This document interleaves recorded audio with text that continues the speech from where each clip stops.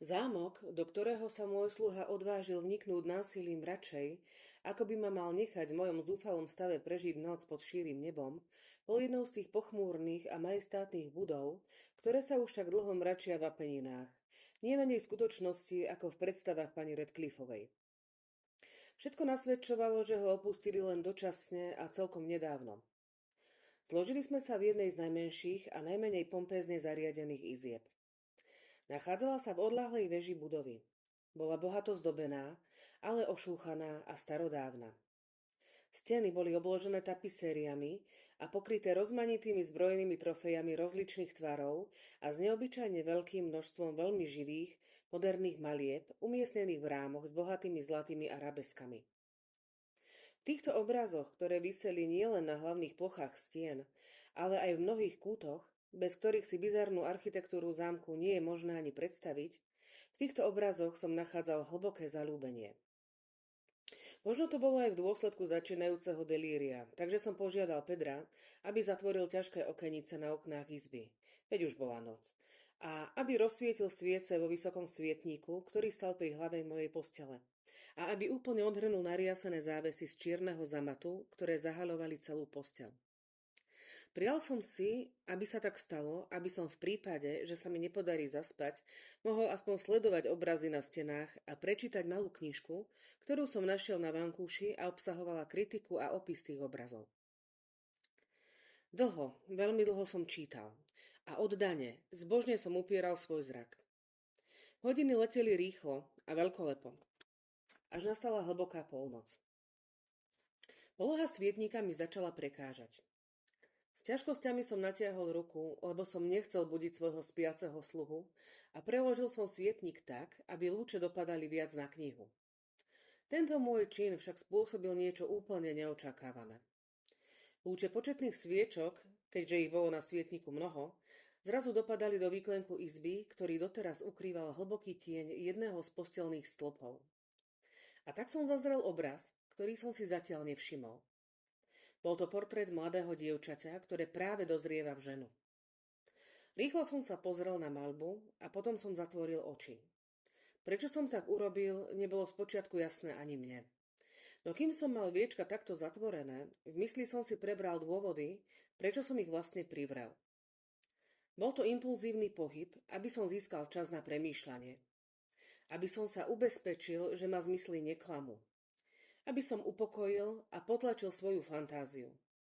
Aby som získal triezvejší a istejší obraz. O niekoľko sekúnd neskôr som sa opäť úprene zahľadel na maľbu. Nedokázal som a ani som nechcel pochybovať o tom, že som videl správne, keďže už prvý záblesk sviečok na platne rozptýlil ospalú strnulosť, ktorá podmanila moje zmysly a zaraz ma prinavrátil do bdelého života. Ako som už spomínal, bol to portrét mladého dievčaťa. Bola to len hlava a ramená namaľované spôsobom, ktorý sa technicky nazýva vinet. Veľmi pripomínal obľúbené Sallyho hlavy. Paže, poprsie, ale aj končeky lesklých vlasov nepozorovane prechádzali do neurčitého, ale hlbokého tieňa, ktorý tvoril pozadie celku. Rám bol oválny, bohato pozlátený a zdobený maurským filigránom. No nič nemohlo vzbudiť väčší obdiv ako samotná maľba. Nebolo to ani prevedenie diela, ani nesmrteľná krása tváre, čo mnou tak náhle a silno pohlo. A najmenej pravdepodobné je, že by moja fantázia, vytrhnutá z polospánku, omylom pokladala hlavu za hlavu živej osoby. Okamžite som si všimol zvláštnosť prevedenia. Vinetovanie a Rám museli zaraz odohnať takúto myšlienku. Dokonca by zabránili aj tomu, aby som jej dočasne prepadol. Vážne som premýšľal o týchto veciach a asi hodinu som zostal v polohe polosedu či poloľahu a svoj zrak som upieral na portrét. Nakoniec, uspokojený pravým tajomstvom jeho účinku, som klesol naspäť na posteľ. Kúzlo obrazu som objavil v absolútnej presvedčivosti výrazu, ktorý ma najprv ohromil a nakoniec zmiatol, premohol a vydesil. S hlbokou a zbožnou úctou som umiestnil svietnik do pôvodnej polohy. Dôvod môjho rozrušenia sa mi tak stratil z dohľadu a dychtivo som začal hľadať knižku, ktorá opisovala obrazy a ich históriu. Nalistoval som si číslo, ktoré sa venovalo oválnemu portrétu a prečítal som si tam tieto neurčité a svojrázne slová. Bolo to dievča navzácnejšej krásy a nemenej veselé ako krásne. A diabol vládol hodine, keď uvidelo maliara. Zalúbilo sa doňho a vydalo sa za ňo. On, vášnivý, hlbavý, strohý, už mal nevestu vo svojom umení. Ona, dievčina najvzácnejšej krásy, nemenej veselá ako krásna, samé svetlo a úsmev, hravá ako mladá laň. Milovala a uctievala všetky veci. Nenávidela len umenie, svoju sokyňu. Obávala sa iba palety a štetcov a iných odporných predmetov, ktoré ju oberali o milencovú pozornosť. Bolo teda strašné pre túto pani počuť, ako maliar hovorí o svojej túžbe namalovať aj portrét svojej mladej ženy.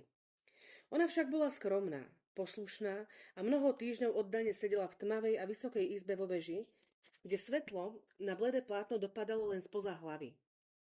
Maliar, pyšný na svoju prácu, len maloval a maloval, z hodiny na hodinu, deň po dni.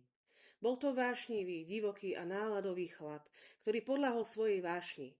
A tak nechcel vidieť, že svetlo, ktoré spoza jeho hlavy dopadalo do veže, ničilo zdravie a ducha jeho mladej ženy, ktorá chradla tak rýchlo, že si to každý všimol. Každý okrem neho. A ona sa len usmievala a usmievala.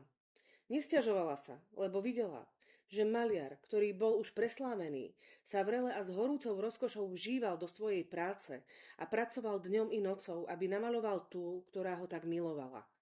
Tú, ktorá bola zo dňa na deň deprimovanejšia a slabšia. A naozaj, každý, kto zazrel jej portrét, hovoril tichým hlasom o podobizni, ako o mocnom zázraku a dôkaze nielen maliarových schopností, ale aj jeho hlbokej lásky k nej. K nej, ktorú namaloval neprekonateľne. No neskôr, keď sa už jeho práca blížila ku koncu, do veže nemohol vstúpiť nikto, lebo maliara posadol divoký zápal práce a len zriedkavo odtrhal pohľad od plátna. Dokonca sa často nepozeral ani na svoju ženu. A nevidel ani to, že odtiene, ktoré nanáša na plátno, boli odobraté z líc ženy, ktorá sedela vedľa neho. A keď už prešlo mnoho týždňov a zostalo už len málo práce, len jediný ťah na ústach a jediný nádych na očiach, duša panej zablikala ako plameň v lampáši. A potom dokončil ústa, naniesol odtieň na oči. Maliar chvíľu vo vytržení postával pred dielom, ktoré vytvoril. V ďalšej chvíli, keď ešte stále upieral pohľad na obraz, roztriasol sa. Veľmi zbledol a zdesene vykríkol. To je naozaj sám život! Náhle sa obrátil k smerom k svojej milovanej. Bola mŕtva.